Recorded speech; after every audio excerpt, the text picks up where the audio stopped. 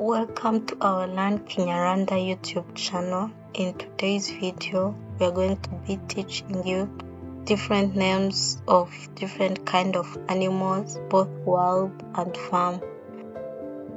Inka, inka, inyana, inyana,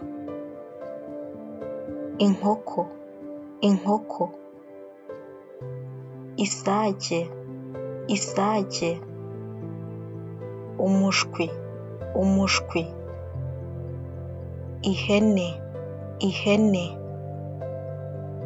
intama, intama, urukwavu, urukwavu, imbwa, imbwa, ipusi, ipusi, imbeba, imbeba, isazi, isazi, umubu, umubu, ingurube, ingurube, inyoni, inyoni, kasuku, kasuku, ifarashi, ifarashi, indogobe, indogobe, imbata, imbata, dendo, dendo, inuma, inuma, igihunyira, igihunyira,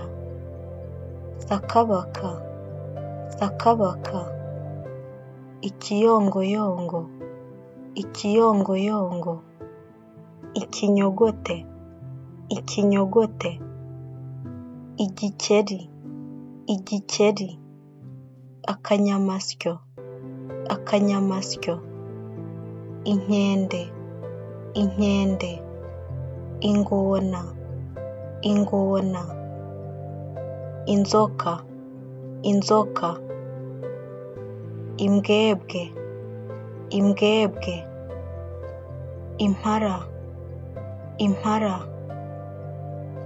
imbogo, imbogo, inkura, inkura, imvubu, imvubu, ingagi, ingagi, inzovu, inzovu, twiga, twiga,